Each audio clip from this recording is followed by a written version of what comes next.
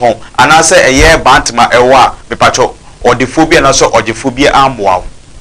lo nua menka wasem bi so me ka wasem bi obusa won say ente saa ene etesen onua da meka saa ene oni obi asum obi on amana ye saa adenti na aye o saa o abrabum if you say ene wasum na bra won saa ma se bi ene o da hwe ne eye da busua wasum na mana ahwe da busua adenti na meka saa hwe obi edo eye panyini titiri bi e o da kwere kokofuo o wasum no oba ne nche sine na busua entade gina enso ne wa moa no o da hwe na busua banem the grace here enam say odoma kwa ahido na wa bo nipa fiti mensantene apa life na make you the grace apa life na wa ginipa every o ha o mane mu ntino menko hye eye nipa da sini ase ne mum no bra bibusa wa kasa o hye bre onsoroma yedi ewo mu no na odoma kwa mu a wate papai ene obakuma ase emu ntino obakuma ase obesa enipa eyareye de ewo wanim de wo wachi de hinta wabra bom sunsun semu no enene ewiase na okodwumadi ewie nyina sekese nyina no ene apa life ebe kire se asetirem abrabo no so wan pe eye odjefo de onim de hinta sunsun sem o doma kuma nsemu a me kire de Jesus Christ of Nazareth nsemu a opanyini fa yira wo kwan mu ase chane so se odehie dani je nyina me na meje utatata me na mesomo ewo wiase na okodwumadi enso then say me can the grace here apala papa mean to na se da o ka che kofi hwe ni o papa otweneku sa na obeye no obetena se wo sese eye ni pa adasani abrabom na ampa enemida so sese ni pa adasani abrabom kakra bi na me de ba ye TV so ya de aka nyina no so no mi sese no wo ye aya kokoam papa mi fani ni agro enti kan won de ben me de ben no na ono so de hintawo wo abrabom no onju mfiri wo ya wasetere mu ate ni wiase ni pada se ni bre enti se o panyi pa o ni me hinta se mo a menua na nka ogefo ma wate no nka ohunya nkropon ene panyi ni pie ni wo ya setere mu ti e bre nanso apa life the grace ya o ha o ya busani ema ewiase nyina na obejew na hinta se ma ene wo bre se spiritual marriage na how se wankasa oton ade ye nto se abrabon mu de na ekiro ekiro so de na how sunsum fam wonam fam apa life aba eba na onya bi the grace ya wa say yes ebre no ye be ko no ode odoma nkoma pai bo ehwam ade ade ahase na mabusa se adusua ben na wo emaye ene anwumre papa media papa media made panyina be chia wa anwumre meso me chia mejo so pa ne french obwade nsa ni enkwede ya da wase odomfo ya da wase so ahye odin anu nyamadom nti amen ami ewiase nyine hwew papa me de mehu di wa ya mame mehu di wa ka atom abrabo so na minim de awrade so ahye ewo abrabo so a o hwe abo wona o meye agidifo a o mo hwe eye nhire firi wo so na ne ede adusua anode ma ewiase na okodwumadifo wonderful yada awrade tiasefo ase enenso biem nyameni pa wutie me na atemene na atemenkan reverencia apai life meda asori a ne dindi Great Light Worship Center no me wo Kumase airport runabout Kings International School ana Kings College me wo omo conference hall awrade adomo a eda memenda Saturday ya enya asori na me yo na emometenase ahwe nyame mahyebrem akofo ebisa akobisa wase di ntia eniema enkoyi nyame nipa wutie me na wohwe me mesi medin e the reverencia apa life meda asori and the Great Light Worship Center no ye wo Kumase airport runabout onya dru airport runabout na tra airport police station the pe na wo ko eye ubenso mo horo cars ewo left side ubenkum so baabi omo cars na no ehwa any school mu ho school no ewo baabi omo cars na chi awrade ya domo a Saturday anopa eye ochena anopa me tenase amenyame ma akwanchere tie me wiase aye wono sebe wo ya nkyerɛkyerɛ wa ka don sa left and right any didi but because of say ye kyerɛkyerɛ wo nti amu hunu de wo don sa left ye ana amu hunu de wo don sa right eye me kamfo awrade de ma obi bia na ɛda eye kwasiada me ye asɔre a yato din sɛ after church enkofo akɔ mu nsɔre nyina wie no na o ma ba me ho for bonus tie me asante kasa mu ye o kasa bi sɛ wo suwa nsuo ɛsoa nsa ana hunu di mu du correct entino me pese obi biara utie me sɛ obetie me no atie me ya awrade ya doma kwasiada me start asɔre awie 2 o'clock anu nti ene ye friend after church no ebi a wakɔ asɔre for so many years o kɔ na o yebonini ebi a wakɔ asɔre for so many years o kɔ na wadwuma sɛm enkoyi wakɔ asɔre for so many years o kɔ na yare bi ene da wo so wakɔ asɔre for so many years promise and fail bi eda wo so a kyerɛ sɛ waya wo hunu ano pumasibere eno na me kamfo awrade ede ma wo sɛ me kasa brame nto nkyia eye da ye Sunday awie 2 o'clock na obi biara obetu ne na asi ho no awrade nam me so ebe ma danse a ne chefa Sunday awie 2 o'clock me start awie 2 o'clock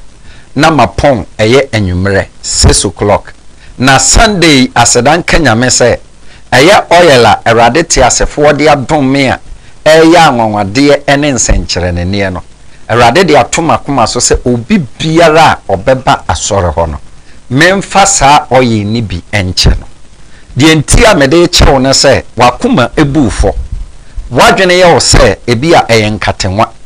ebi a wadwene ye wo se edino ebi a wadwene ye wo se frito ebi a wadwene ye wo se ekubenwa tiemiye eye olive oil a awrade nam so eye ne ma ho nsenkyere ne na me kase nyame den no nyamo se obi biara wanya ne ho nihafo wanya ne ho kwadwofo no ba na ne nsaka oyi ne bia ha Jesus de bia ane ka se afi bi esan but me kase nyame no nyamo se sa afi bi esan a wo de empare afi a yewura mu ubedi wo nhira amen na asase bi a wo de onan besi so no eho ebe o chefa etime kamfo awrade de mu obi bia se bra nebehu reverencia apart life na obehu me a wutra timpa eba besi so she mene onyame ni pa so obi ade bi yera na sa ade a ayera no meni ho a metime kyerɛ no ade kora ayera no ba bi yewo amen mene onyame ni pa sa wo bra so sa wo ware na sa ware no kwan asi emu ato a Jesus within 24 hours awrade betima fa me so ama ware a emu ato no ma bie e de ama mene onyame ni pa sa wo ye adwuma bi na se adwuma wo ye no enye wadwuma no na wa ye adwuma for 20 years na komo 20 million we ni bi da banga adwuma me mekere wa wo be no for week na de wunya no for 20 years no adom binti onsa ebeka etinyame ni pa wo tie me na atemene me den e de reverencia apai life ere me na obekasa afabotaya matu din se ebisa papa answer beka bisa no me yenhwa de wa ase me de minim se wo no aka me ehintasem na abem efise me ma nhye da se ka me ba bisa na emum no yesi de obisa kwan no onyira kwan ene se bi so won hu nchi a na ahemfo nyina bodwa na ye bo kroma ben na wa hu kroma ben a oyira wo bodwa ase edu hia no ka me ehintasem na abem na na me busa se eye ebisa na enipa da se ni ebe wa bisa no emfaso de be na ede eba na brabo na kwan be so no mmra eye so oba na obeka eye ne nsama kyerɛw anaso ohia wo na no na awurade asane honkonkron no asi usu no wotimi aka na hintasem nyina kyerɛw ana me da wasepa ansana mekɔ asem we so no obi anim sɛ Ghana Blaster ebo match na ensama ne yetete won frama mu no na amanipa bibira bamabu but me call ebisa ekobisa ne ma bi no awurade ma me hunu sɛ kudos no match ni nyina no on the bear man of the match. Wow. Ara mi hunu say kudos no be 2 goals. Wow. Eti bro mo start match no na ya ye te hwa ye hwebo ne ye ni pattern.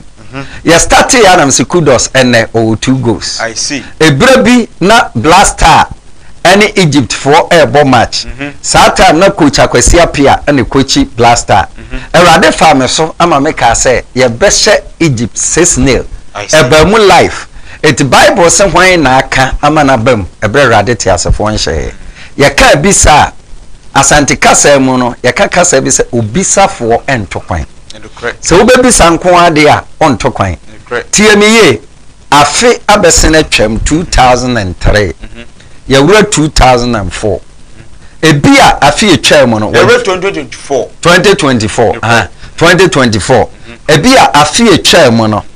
Wadwuma sem ankoyi. Usika sem ankoyi. Waware sem ankoyi. Akwantu ana opese utu no ekwan no esi.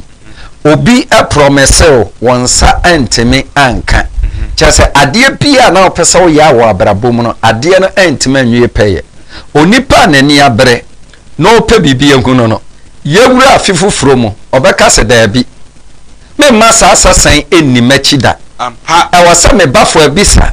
Na me bebi so de hunufu a ohunu de atwam de asie ene ne ebeba. Na won kame ahintasem. Okay, 1 Samuel chapter 9 verse 6. Bible say berebi dui na so ne papa afunumu ayirai. Enye so na yire afunumu no.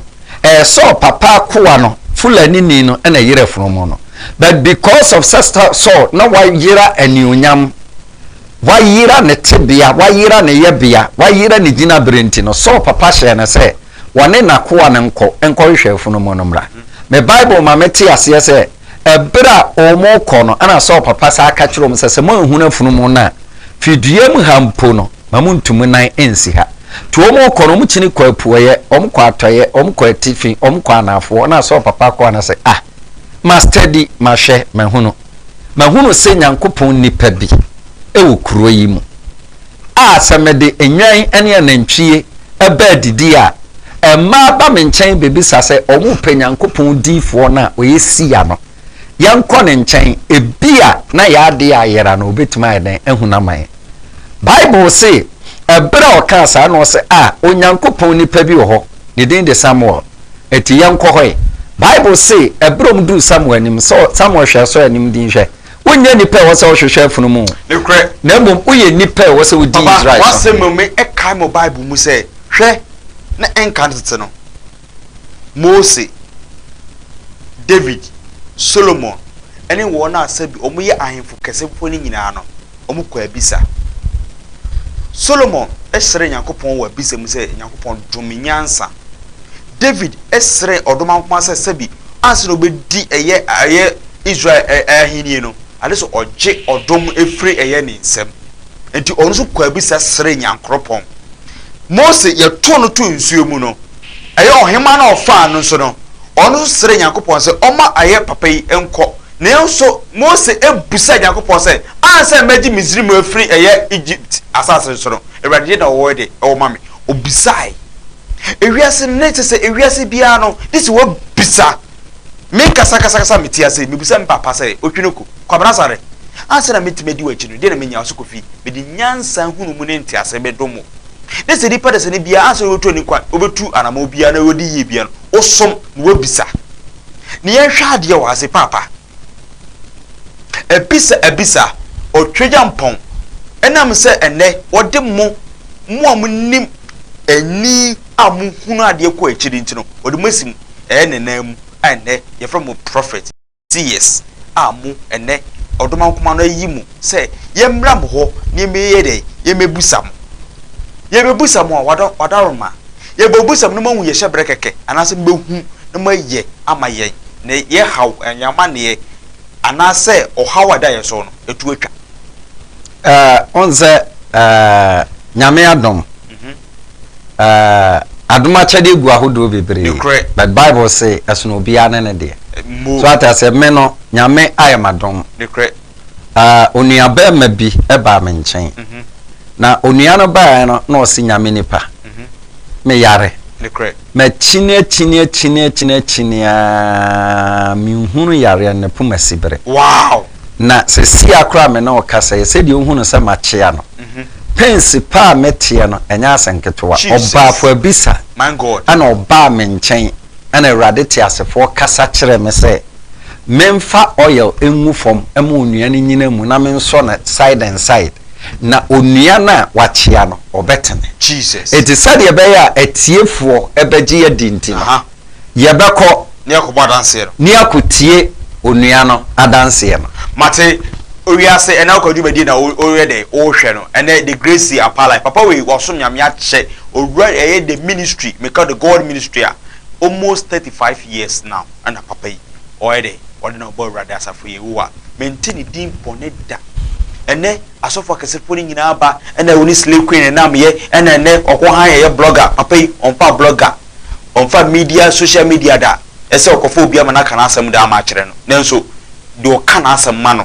a wode bua nipa da sani asafo ye wo a ono ne the Reverend Sia Apa Life friend 0244 881455 and 0242 884435 na ene o hawama ne spiritual marriage ene opeba ene oton ye nto asetene mo ye dia ma papa no wase wate brenu abisa de hinta wasetene mu de hinta osunsum sem no onka wanim no wachi no mfa akade hawo sunsum boni bi trawo so na ene nhu hwano no papa no ewede emwa me de me ka kire nse oye eja a owo anim ene achiri adentia efise oye Mose titi de difo ni bi ene na wie bre Yakobon da so de ni adwuma me wo ka me hinta se ma kire me o ene na me da so ti ase no friend 0244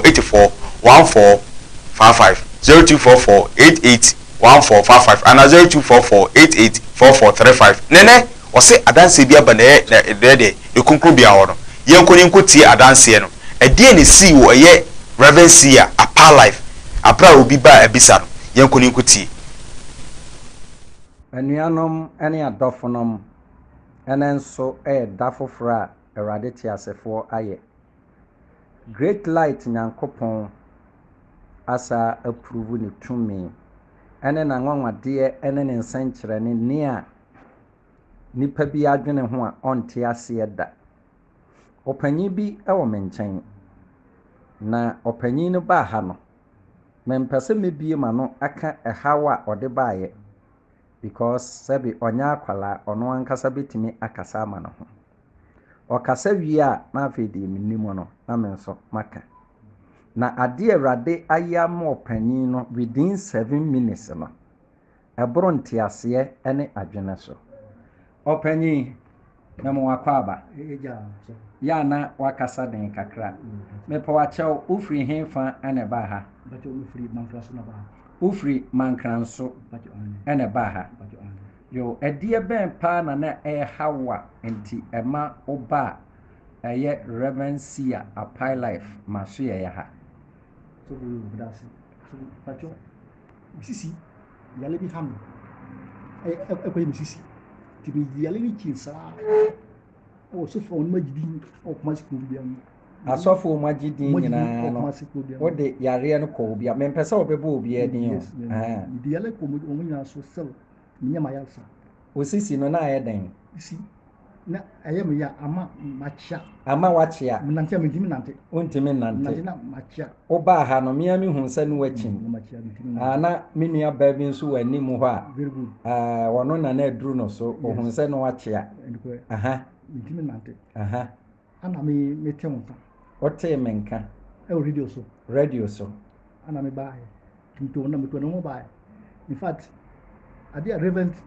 Sia paila bi o de yame in fact abuma gini mente ngwa instant healing ohunu bi da ni bi da akwanje bi ma me no amunu mu ha at once by force my god o chia wa chia no ama watene instant and mu instant na akwankyere na mede ma wo no wan kofie wan tu na nsi abonten edam ha ya mede akwankyere ne ma wo no watene ma wo difference Jesus opanyi me po acha efra osan with Michael baby a ufri ba na edin be pa na obo a nkofo bi hu because se sia no uduru fie a nkofo hu mbebose eti me pese nipa te se wo na wo ba me nchen no aha ya Michael ya Michael dia eno no obi anim eti se dia ba asem na be ka kire omo tie yen sesi a di se de me ka kire bi otie ai program obi bi wo ha obiara enfo ha no ko bibia manan fan ko ba bia tumika manan fan ko sofo obi anje me pa cho oyare ne ba ye no wakọ malam bi so pen makọ malam bebri wakọ konfu bi nchen pen makọ omi bebri wakọ dunsini bi nchen pen mantima ya ayasa wakọ hospital pen makọ hospital wakọ asọfo bi nchen pen patio makọ ni nyina wan hunu ensankyere ne eti ba bia di ho a wokọ ya uhunu miracle very short time Erade afa me so aya ma uhunu bi ba bia da didie ba say na pese o ka kire o mo mutie ni se dem so obi bi o tie program die wo problema man fa ha no ko bia to me ke fabra ko fa be sia reverencia upon life my god utra te kra ba bisi so wo banyankwa e de Erade ase de Erade te asefo aye no adofo no ne anuanom ye nyame no oye de aburu nipa nte ase ene adwene so okay John chapter 2 verse 23 a Bible say na Yesu Kristo duru Jerusalem no na nipa hunu na nwanwade ne nsankyere ne de ya woye no oji so wati wanim ana wasum asem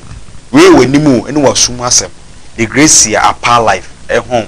na ode ayede aboa papa no was the great instant healing papa obai na kan enida so nyina asa na mum twedjampon odoma kuma no enam se ohunu eye upper life ode odoma kuma nchida eye friend eye enwosra no adom no nti papa no enya eye the great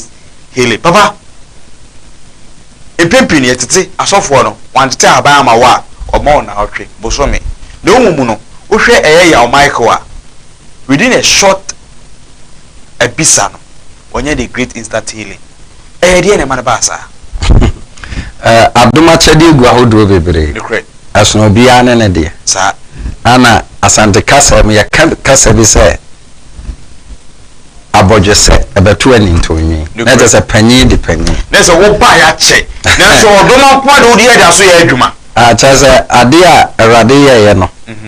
e shoke papa no e shoke nipa bi o bia because papa no ba ye no na wo kampa wachia wachim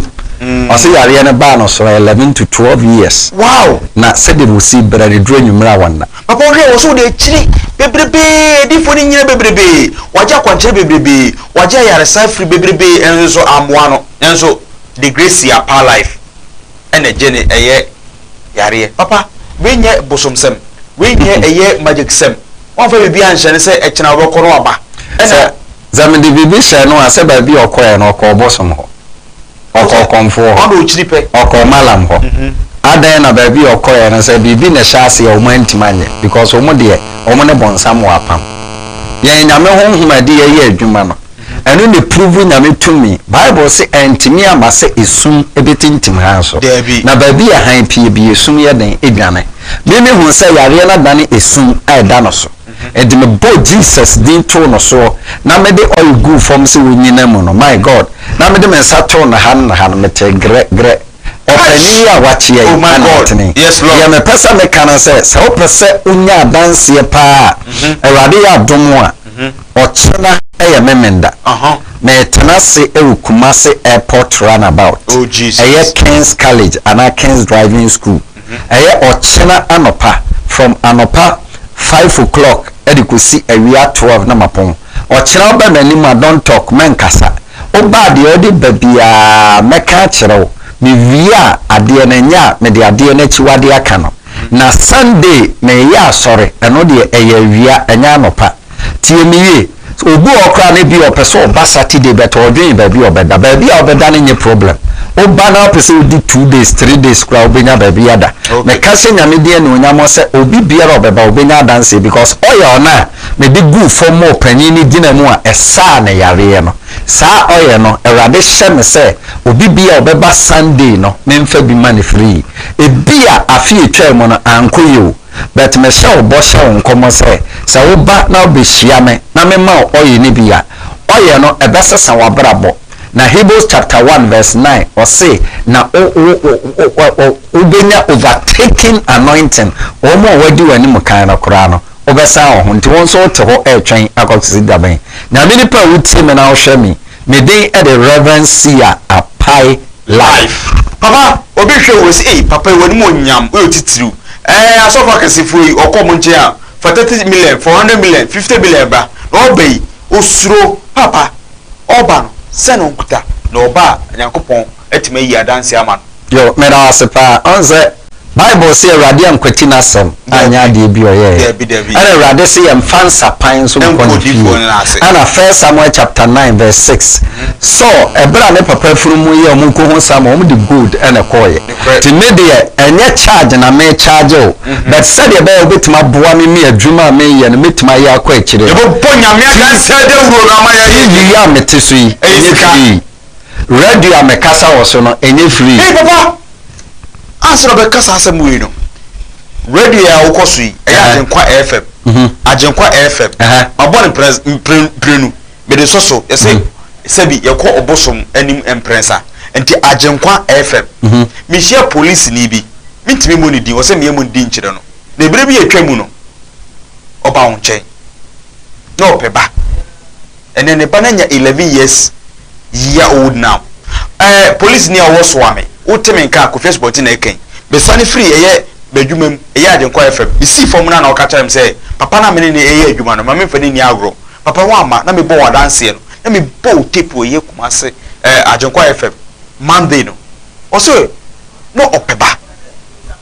oba won chen na ne so nyina sa efise aba be na akonfront tema no odwefo tema no nanso oba won chen no wo share no just 4 days man all you be a friend a jasmine oil and ojiaware oil snap ya ba oil and that wo four ne ba panyina wo share nkom no dan a wo share nkom no diti ni pepepepepepe de o ka kire no so no ebem nto amame fa wo ni agro onze enti amame wo se ebisa ehia so won ko amount se papa mi hia ba na mi bisa wo se kwada so menya bisa na ana se obenya ba na nka ebi ya se bi koda so twen ba efre rade wo e wo mpaibo mu onze wi asenye bibia na empaibo no correct so atase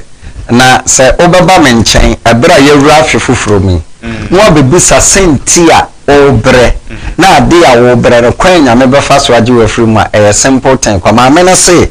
ne ba no owo akola no na oil e wa akola no hospital ho oh my god also owo akola no na oil e wa akola no papa me minim da until say that day no papa ma me ne ka kire me say ma me fo woni agro na me ankasa kasa no me menye aye ba ko asem ni ade se magim prenu na mprensa se wo wadanse de bi wo asafa ka me ho na ye ko mra na me musa o say ya Michael edinti ene instant healing etimeje no Oze enema nyame tumi ye no bebre ndi no ye beko ne akwakutie adanse a etoso mienu no we nyen say chief producer famous one ye Fraser momfa adanse etoso emame na ewiase ena okwa ewiase he me ka kiro se wan pe otwene buo metwe otwene buo a sebi onyame de wadom ni nhira na obetima ka wan itasem obekiro akwankyere na ana ekyerkyere kwan na masa I'm paying the part obeyira wa ya asitene mu no hwe obi awo ne ba enne 40 years one ne ba nyina nyini pe enne ne ba ne friend kwame papa ya Mike adentia because sebi enumunyam ni ni obio wa musa kwan ya fa so obetima nya nhira no me enko adanse ni so ye ko adanse no obetima se wonderful apai nyame eda so yo nyame apai nyankopon asa ya de foforo Arade aye bi ama bawa bi ose abro ne nte ase ne na dwene so ono de adanse de adanse woni bi da de bi odna adanse ye nwom to pero ose de arade ayama no onhunu bi da ana onti bi da ana bi nsunsi da so bi time banyame anim ama within 24 hours wonyane miracle de a de arade ayama no on kan hye na mo obeka ama obi bi atie bi Family number is here. It was 0242 884435. 0242 884435. 024435 abaawa no ɛwɔ ha deɛ Awurade ayɛ ama no no ɔbɛka ahyɛ Awurade din ɛnuonyam me nua ba akɔaba Eja. me nua ba akɔaba Eja oda. ɛte sɛn Mpacho. wofiri hemfa ɛna Mpacho me baeɛ fi kwamu. wofiri kwamo Mpacho. ɛna baeɛ Mpacho. mpakyɛ de adwuma ana woyɛ Mpacho me hairdresser. woyɛ hairdresser Mpacho. wo starte hairdresser adwuma no mfie sɛn ni Fi 31 years. 31 years no ei ɛna sɛ nka yɛma position wɔ mu kora nka bi anka woyɛ IGP anaa commander o ɛdeɛ ba adeɛ ɛna Awurade ayɛ ama wo anɔpa yi a ɛboro wo nte aseɛ ne wadwene so a wopɛ sɛ woka ama obi bia ɛti bi ya na wakasa den Mpacho na obi anim sɛ hairdresser fo ne adepamfo so deɛ brunya mu na dwuma ne ba na mekɔtena afite brunya ne mu dwuma ne ama mekɔtena hɔ saa dwuma ama na mete papa nka na mesi papa na me ba wɔ hɔ na meka kyerɛ dada nyinam sɛ ɛnɛ dwuma no aba mekɔ dwuma mu koraa dwuma mɛkɔ no na nipa tete hɔ dwuma no ɛte hɔ twɛn atwɛn Jesus na nipa te hɔ ɛtwɛn me nti papa nti adɔfoɔ mesrɛ mu motu papa nka mbra yɛ naase yɛhia obiaa wo a wotɔn adeɛ wo a woyɛ biribi dodo ɔyɛ adwuma bi a ɔyɛ bia ɔba a ɔbɛboa wo ama wobɛbia yɛ kama wɔn sɛ wobɛkae a last wobaa ha me na wobɔ mpaeɛ no meka kyerɛ sɛ mahu sɛ wompɛ sɛ woma wo stroke patwɛn ana confess yɛ sɛ ɛyɛ nokorɛ stroke no na ɛdeɛ ba adeɛ na ɛma wohunu a ɛkyerɛ sɛ stroke ɛyɛ aba wo so sɛn na wo nipadua na ɛyɛ wo na wɔ hɔ a na me nipadua na ɛsɛ ɛtwetwe me na meto ase na me no so tie me sɛ me honam nyinaa na nkɔ yie ɛyɛ wo saa no na ɛnyɛ mfie bɛɛ sɛn efie num mfie 5 years ɛnie patwɛn na wobaa me nkyɛn no ɛdi ɛna sɛn ɛna dodoɔ sɛn ansa na Awurade fa wo so afa me so asa wo yareɛ papa me baeɛ no ɔma me kwankyɛ bi wɔ ha aduru bi ɛna ɔbɔ mpae bi so me nom yɛ menim wɔ ha yɛ na mekɔ fie papa me du fie ade kyɛn na yare no atu kɔ wonte yareɛ no nka bio nka bio Jesus menti nka bio nti adɔfoɔ mesrɛ mo motu apanka montu me ka mmra Onze na kyerɛ sɛ yɛde ɛboɔ baako akum no ma mmienu patwɛn oil na wobɛgyeeɛ no ayɛ w'adwuma ho nsɛnkyerɛnne ma ɛnɛ no sɛ wonya nnuru adwuma mu hɔ a ne nkɔfoɔ te w'akyi ɛtwɛn me adwuma no a wayɛ no for 31 years a wonhu no wo ho ano no ɛnnɛ Awurade ama wadansedie ama ɔsaa baa me nkyɛn no stroke a na ɛda wo soɔ no Awurade afa me so ayi afiri wo so ɔnsa no a na ɛyɛ titiriti no wote biem patwɛ daabi ana ɔto ase a na ɛtwetwe no wote biem patwɛ daabi na wo nan na ɛyɛ wo yɛ a na ɔte pensi paa na wote biem papa ne nyinaa kɔ wonyɛ sure sɛ ebi a waba ma ha yi ɛna wopɛ sɛ ɔka biribi ma nkɔɔfoɔ hu no sɛ ebi a meyɛ powerful anaa deɛ Nyame ayɛ ama wo no na wopɛ sɛ ɔka hyɛ Nyame de nyina yɛ me na meka anya deɛ ɔnyɛ deɛ me ntwa ntoro de Nyankopɔn ayɛ no na meka Nyame asam yare agye me dwuma na yare na ɛbaa wo so no wakɔ hospital pɛn makɔ hospital saa wanom abibiduro pɛn wakɔ sɔfoɔ bi nkyɛn pɛn ne nyinaa kɔ ɛkɔsii sɛn ankɔsi baabi a bɛto wobaa me nkyɛn no da bɛn na wobaa me nkyɛn no last week ya na wakasa den wobaa me nkyɛn Tuesday ɛyɛ benada no nti wobaa me nkyɛn benada no a me ma ɔyɛ kyerɛw deɛ ɔde bɛkɔ akɔyɛ wɔ adwuma mu a me ma akwankyerɛ ma stroke aduro sɛ kɔ ne kɔ yusu no miracle no esi da bɛn ade chiya wuku adana Jesus adɔfo no ne anuanom wɔn nso so wote hɔ ɛtwɛn akɔ akɔsi da bɛn deɛ yɛnyame a yɛsom no ne tumi timi yɔ no no Second Kings Elisha sim yɛ onyame nipa a ɔkyena saa berɛ Awurade mfa m'anum asɛm so ma wɔn nsɛnkyerɛnne oh my god onu adɔfo ne ɛyɛ de edi adansi ni o na woto wɔ de ade ti na ɔmo wɔ adwendwen ne ɔhaw amane ɛte so no abɛ ɔkɔnana ade ni ti na ama osum amane ɛda wo so no ahyɛ wo so ama wo ntimi nkɔpɛ wo nkyira kwan ɛnɛ the reverend apalai ɛhwehwɛ wate ɛnyɛ wo na hwehwɛ wo nanso twidwa mpɔn ɛna ɛhwehwɛ wo na wafa no so aboa wo nti bɔ mmɔden asɛ wobɛhyia no abɛ wɔ frɛ 0244 88 1455 ana 0242 884455 mmɔden asɛ 35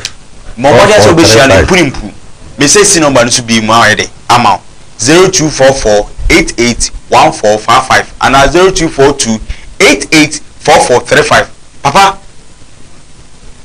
obi ehwewa ene emfa ene ede obi hu yo adofo no ne anuanom awade nhyira obi bia wutie me machiri kwan Kumasi Airport Runabout. Kumasi Airport Runabout ba kope. So free baby to say enkran. Konongo ejoso tech eba besi ewo Anwanaga Junction. Anwanaga Junction. Ana free baby to say bi sunyan nom ana eba ebuwa kwa besi ewo Sofolai. Ana free baby to say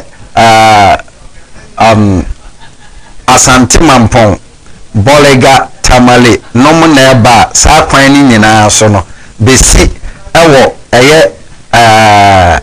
besi ewo so am runabout ana wo free baby to say abuase bekwai nomu neba besi ewo kejetia Dr. Mensa mia me bobo boy nyina no ofa ka bia ubetuma fa Kenya sika osu ubesi King's College ana King's International School ana so ubetime Africa besi Airport Runabout Kumasi Airport Runabout usi wo ho a oso wo ba King's College ana King's Driving School ufri Airport Police Station na oba wanim kakre be nso mo horo cars e left ubensi ya park cars omo musua driving school a park cars bibiri esisi ho remu e left side no ehwa ana mewo abrosan na se no erade ya domo a ochena Saturday me tena se amenyame ma kwankyere wi asese ankyerɛkyerɛ wanka do nsa benkum ne didie efiri ochena anopa 5 o'clock ewia 12 na mapon oba manim a don't talk oba de odi bebe bi erade na mesomeka ni nyina kyerɛ tie me so obi ba na opese ohum me a obetua 200 Ghana cedis 200 Ghana cedis near the Aboa TV any radio bia me kasa ewo so no awade ya domo a eye Sunday de sa opese wo ba bi Sunday we nko an awade de atoma koma so se menche oye ni free brabeji bi na kosohwe abawana se na free abawana se na na dwuma sem enkoyi for 31 bad years yes but afina etwa mu bronya obi ade ne die no ono nko ade areho ene die na bra bronya ni twa mu a wote menka obehu me no asedan kanya me se onyam radwuma mu ho a na nkofo asalai etwan won so te ho etwan agwa wo so to ho etwan de dia na frɛ na awurade emfa ye the grace ya pa life enka wo hinta samcho abra of 0244 14 8 sorry 0244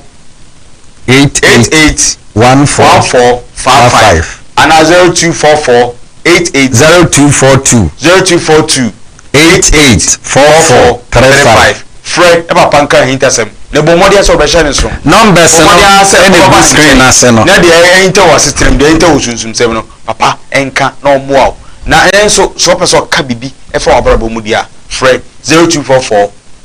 88 1455 and 0242 884435 hello 0244 88 1455 and 0242 884435 what I don't say baby dear papa nyankopon fan so eye no what be onuadafo bema eye ohaw amane no enche so enku edede enu nwawu papa te ase ose bra na odoma nkoma nyankopon fan so no fru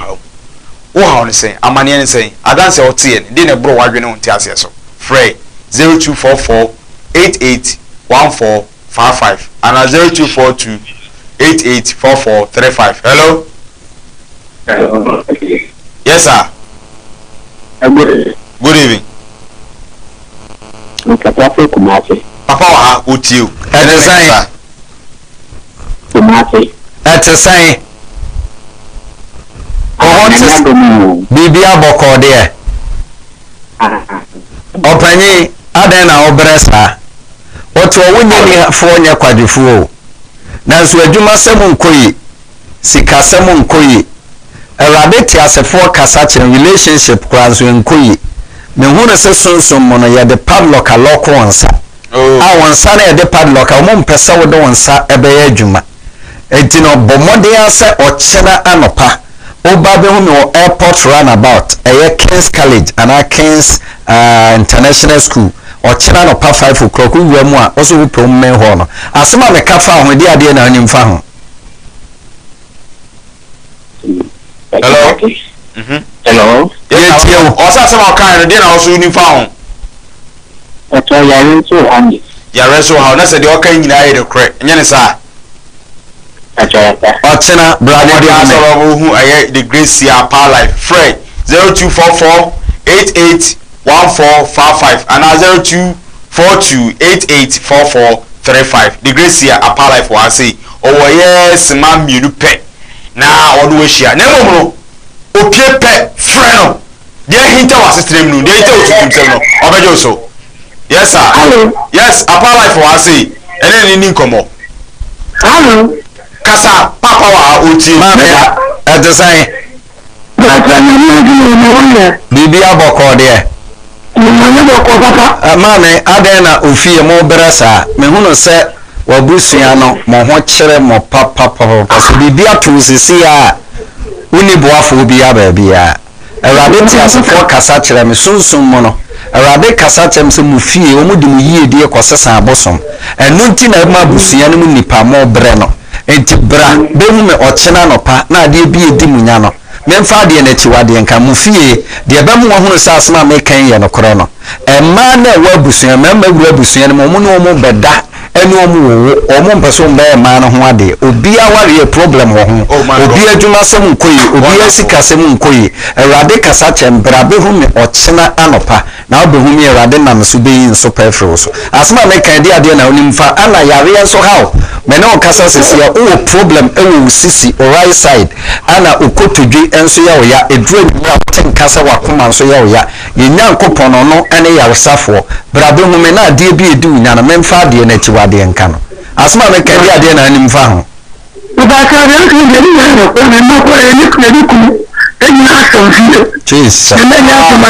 Jesus. Oh, Mame.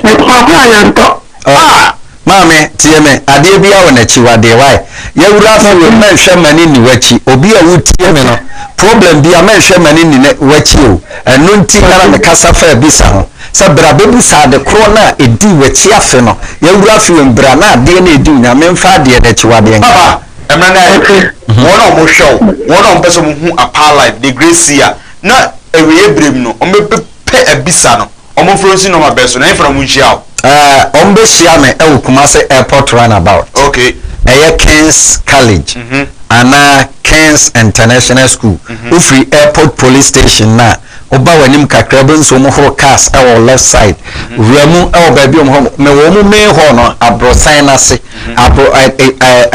dan kese no. E ho na me wo chena no pa 5 o'clock. E bi be ho 3 am. E bi ba ho 4 am. Oba na ope ba bi ada nso obenya ba bi ada. Enti no bra be hu me frame I was 0244 88 14 55 0244 88 14 55 and 0242 88 44 35 0242 88 44 35 nyamini pa wutie me na te me voice ni me dey the Reverend Sia Apai Life men hwehwe nsenkyerene wo fon so bra na ni menya enkanta na omo di adanse no enya fon so na onya adanse wo ba me nchen na ono so nya adanse. God bless you. Reverend Sia Apai Life. The Gracia Power Life not in can you try home or the phobia so on a fee but more than so only benya encounter you try home now worship a year or the phone or ton any fear. Adofo edan hu wo screen yi so ewo Ebuakwa Agogo Copas. Eye 4-bedroom hall and kitchen. Edan no ewo krom Ebuakwa Agogo Copas kro di mu ankasa. Enye dan a ewo achiri